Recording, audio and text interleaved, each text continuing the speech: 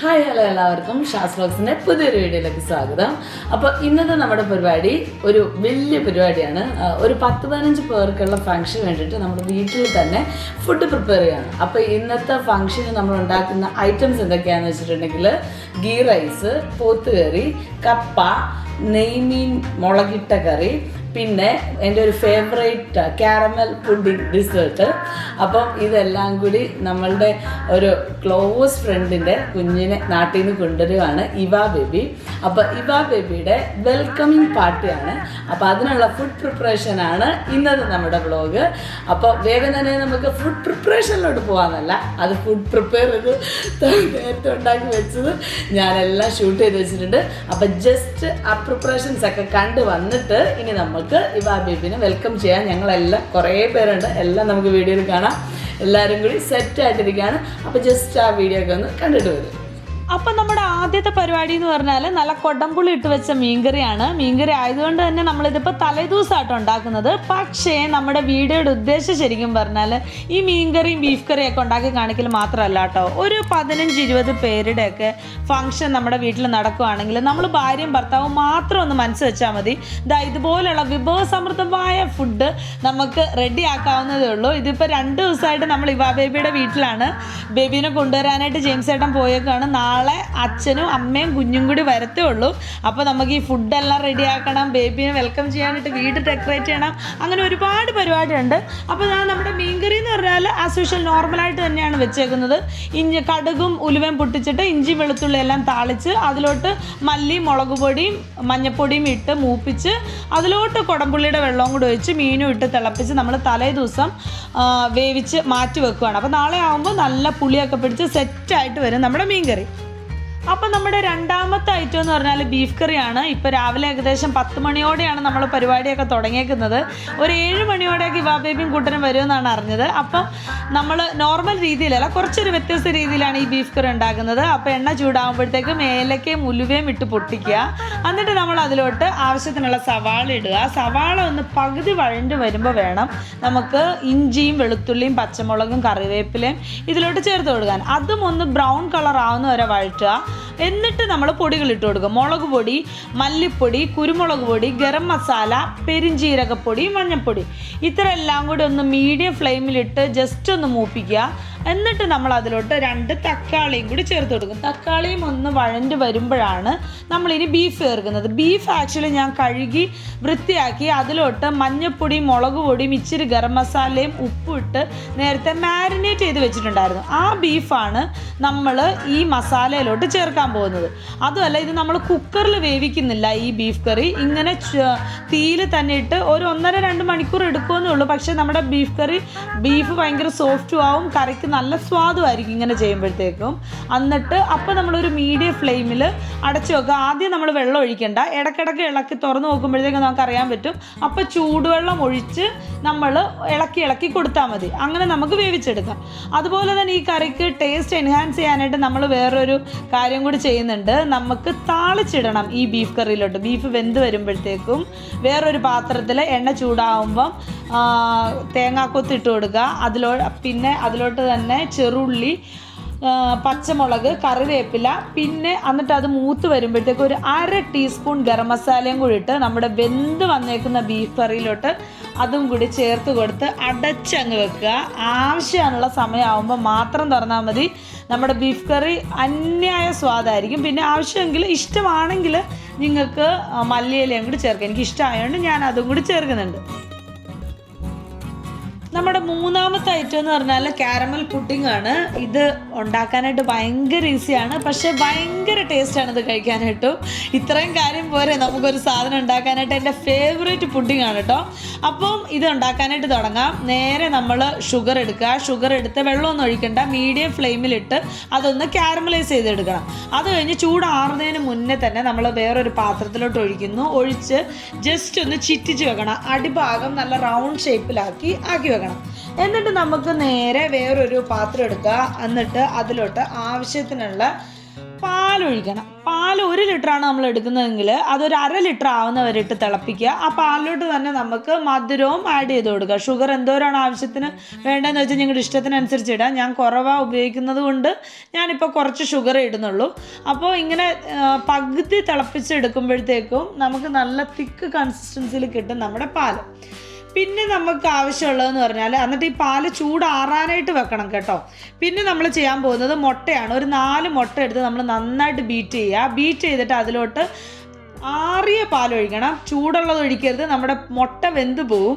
അപ്പോൾ ആറിയ പാലും കൂടി ഒഴിച്ച് ഇത് നന്നായിട്ട് മിക്സ് ചെയ്തെടുക്കണം. പിന്നെ നമുക്ക് ഇതിലോട്ട് ഇച്ചിരി വാനില എസൻസ് അല്ലെങ്കിൽ പൗഡർ വേണം. എൻ്റെ എസൻസ് ഇല്ലാത്തതുകൊണ്ട് ഞാൻ പൗഡറാണ് ചേർത്തേക്കുന്നത്. ഈ മുട്ടയുടെ സ്മെല്ല് പോകാൻ വേണ്ടിയാണ് നമ്മളത് ചേർക്കുന്നത്. എന്നിട്ട് നമ്മൾ നേരത്തെ ഒരു പാത്രത്തിൽ കാരമലൈസ് ചെയ്ത ഷുഗർ വെച്ചിട്ടുണ്ടായിരുന്നില്ല, അതിലോട്ട് നമ്മൾ ഈ മിക്സ് ചെയ്തേക്കുന്ന സാധനം അരിച്ച് ഒഴിക്കണം. അരിച്ച് തന്നെ ഒഴിക്കണേ, അല്ലെങ്കിൽ നമ്മൾ കട്ടയൊക്കെ ഉണ്ടെങ്കിൽ നമ്മളുടെ പുഡിങ് വരുമ്പോഴത്തേക്ക് അതിൻ്റെ അകത്ത് ഒരു ഇതൊക്കെ വരും. അല്ലെങ്കിൽ നല്ല ഇങ്ങനെ നമ്മൾ വായിലിട്ടാൽ ഇങ്ങനെ അലിഞ്ഞു പോകുന്ന പോലെ ഒരു തടസ്സമില്ലാതെ വേണമല്ലോ പോകാനായിട്ട്.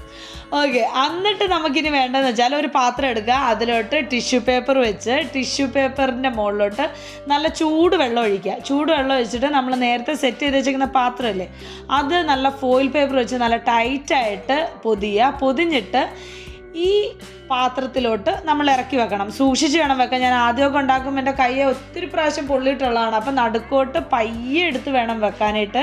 എന്നിട്ട് നമ്മൾ മീഡിയം ഫ്ലെയിമിലിട്ട് 20 മിനിറ്റ് ഇത് വേവിച്ചെടുക്കണം. വേവിച്ച് കഴിഞ്ഞിട്ട് നമുക്കിത് റെസ്റ്റ് ചെയ്യാൻ വെക്കണം.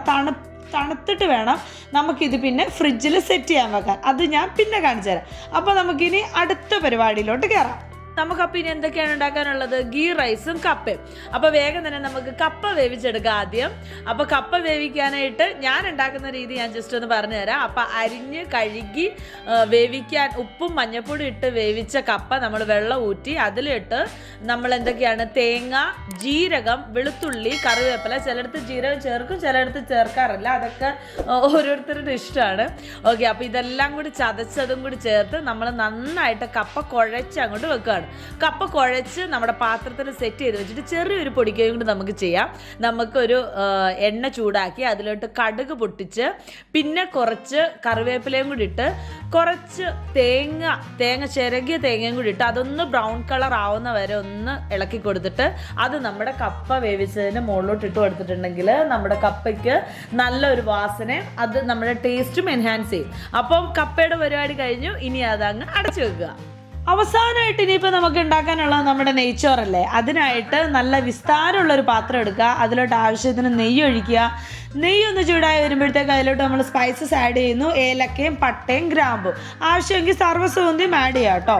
എന്നിട്ട് അതൊന്ന് പൊട്ടി വരുമ്പോഴത്തേക്കും നമ്മൾ സവാള ചേർക്കുന്നു. സവാള ചേർത്തൊന്ന് വഴറ്റി വരുമ്പോഴത്തേക്കും നമ്മൾ അതിലോട്ട് കൊത്തി അരിഞ്ഞ ക്യാരറ്റ് ഉണ്ടെങ്കിൽ അത് ചേർത്ത് കൊടുക്കണം. അതാകുമ്പോൾ കാണാനും നല്ല രസമാണ്, കഴിക്കാനും നല്ല സ്വാദാണ്. എന്നിട്ട് അതും ജസ്റ്റ് ഒന്ന് വഴണ്ടി വരുമ്പോഴത്തേക്കും നമ്മളിനി അരി ചേർക്കുന്നു. അരി ചേർക്കുന്നതിന് മുമ്പ് വേറൊരു കാര്യം ശ്രദ്ധിക്കാനായിട്ടുണ്ട്. നന്നായിട്ട് കഴുകി വൃത്തിയാക്കി വെച്ചേക്കുന്ന അരി ഒരു 10 മിനിറ്റ് നമ്മൾ വെള്ളത്തിൽ കുതിർത്തി വെക്കണം. അത് കഴിഞ്ഞിട്ട് അത് ഊറ്റി വെക്കണം. ഊറ്റി വെച്ച് ഒട്ടും വെള്ളമില്ലാതെ വേണം നമ്മൾ ഇതിലോട്ട് വറുക്കാനായിട്ട് ഇടാനായിട്ട്. ഒരു 3 അല്ലെങ്കിൽ മാക്സിമം പോയ ഒരു 5 മിനിറ്റ് നമ്മൾ ഈ നെയ്യിലിട്ട് വറുത്താൽ മതി. നല്ലൊരു വാസനയൊക്കെ വരും. അപ്പോൾ നമുക്ക് തന്നെ മനസ്സിലാവും. മാക്സിമം 5 മിനിറ്റ്, അതിൽ കൂടുതലിട്ട് വറക്കരുത്. എന്നിട്ട് അതിലോട്ട് നമ്മൾ ചൂടുവെള്ളം ഒഴിച്ചു കൊടുക്കണം. ചൂടുവെള്ളം എന്തോരാന്ന് വെച്ചാൽ 1 ഗ്ലാസ് അരിക്ക് 1.5 ഗ്ലാസ് വെള്ളം എന്ന കണക്കിന് വേണം എടുക്കാനായിട്ട്. ഇതിപ്പോൾ ജീരകശാലയുടെയാണ്, ബസ്മതി ആണെങ്കിൽ അതിനെല്ലാം വ്യത്യാസം വരും. എന്നിട്ട് ഒരു 5 മിനിറ്റ് നമ്മൾ അടച്ചു വെക്കുക മീഡിയം ഫ്ലെയിമിൽ. അത് കഴിഞ്ഞ് നമുക്ക് ഇളക്കി കൊടുക്കണം. അപ്പോൾ തന്നെ ഏകദേശം ഒരു അളവ് നമുക്ക് വേവ് ആയി കാണും. പിന്നെ വേണമെങ്കിൽ ഒരു 2 മിനിറ്റും കൂടെ അടച്ചു വെച്ചാൽ മതി. മാക്സിമം 7 മിനിറ്റിനുള്ളിൽ നമ്മുടെ നെയ്ച്ചോറ് റെഡി ആവും കേട്ടോ. പിന്നെ നെയ്ച്ചോറിന് എപ്പോഴും നല്ലത് ഈ ജീരകശാല റൈസിൻ്റെ നെയ്ച്ചോറാണ്. ബസ്മതിനേക്കാളും എൻ്റെ പേഴ്സണൽ ഫേവറേറ്റ് ജീരകശാല റൈസ് വെച്ചുണ്ടാക്കുന്ന നെയ്ച്ചോറാണ് കേട്ടോ. അങ്ങനെ നമ്മുടെ നെയ്ച്ചോറ് വെന്തിട്ടുണ്ട്. എന്നിട്ട് നമ്മളിനി നെയ്ച്ചോറ് ഒരു പാത്രത്തിലോട്ട് സെറ്റ് ചെയ്യുന്നു. പിന്നെ നമ്മളൊരു സവാള വറുത്ത് വെച്ചിട്ടുണ്ടായിരുന്നേ. നമ്മൾ ഈ പാത്രത്തിലോട്ട് സെർവ് ചെയ്യുന്ന പാത്രത്തിലാണെങ്കിലും അല്ലാതെ ഈ വേവിച്ച് കഴിഞ്ഞിട്ടാണെങ്കിലും നമ്മളിങ്ങനെ സവാളയും കാഷ്യൂം കിസ്മിസും കൂടി നെയ്യിൽ വറുത്തിട്ട് അത് ആഡ് ചെയ്യുവാണെങ്കിൽ കുറച്ചും കൂടി നമ്മുടെ നെയ്ച്ചോറിന് ഒരു സ്വാദും സ്മെല്ലൊക്കെ ഉണ്ടാവും കേട്ടോ. അപ്പോൾ അങ്ങനെ കൂടി ചെയ്ത് നമ്മളത് സെറ്റ് ചെയ്തു. അങ്ങനെ നമ്മുടെ കലാപരിപാടികളെല്ലാം കഴിഞ്ഞു. ഇനി ചെറിയൊരു പരിപാടിയുള്ളത്, നമ്മൾ ഫ്രിഡ്ജിൽ നേരത്തെ തണുക്കാൻ വെച്ചിട്ടുണ്ടായിരുന്നില്ലേ നമ്മുടെ പുഡിങ്, അത് നമുക്ക് എടുത്ത് സെറ്റ് ചെയ്യാനുള്ള സമയമാണ്. അപ്പോൾ ദാ ഇതുപോലെ ഒരു പാത്രം അടിയിൽ വെച്ചിട്ട് ഇങ്ങനെ പയ്യെ കൊട്ടി കൊടുക്കണം, ഒട്ടും ധൃതി പിടിക്കണ്ട. ഈ പയ്യെ ഒന്ന് കൊട്ടി കൊടുത്തിട്ട് പയ്യെ വേണം ഇത് പൊക്കാനായിട്ട്. അപ്പോൾ ദാ നമ്മുടെ പുഡിങ് നല്ല സെറ്റായിട്ട് കിട്ടിയിട്ടുണ്ട്. പിന്നെ ഈ ഷേപ്പിൽ വേണമെങ്കിൽ നിങ്ങൾ ഇങ്ങനത്തെ പാത്രത്തിൽ തന്നെ വെക്കണം കേട്ടോ. ഇത് തന്നെയാണ് നമ്മുടെ ഈ പുഡിങ്ങിന് കണ്ടിട്ട് ഏറ്റവും ഭംഗിയായിട്ട് തോന്നിയേക്കുന്ന ഒരു ഷേപ്പും.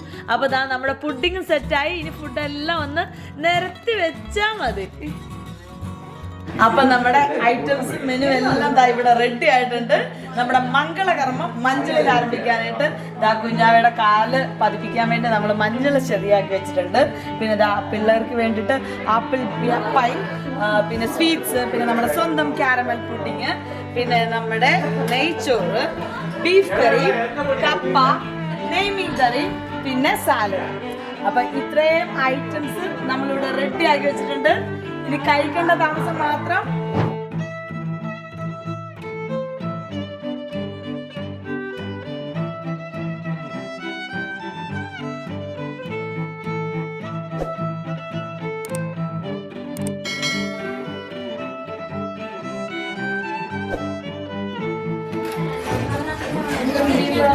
മുന്തിരിങ്ങയൊക്കെ വരും.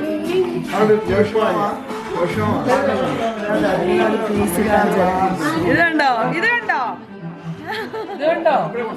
ഇത് കണ്ടോ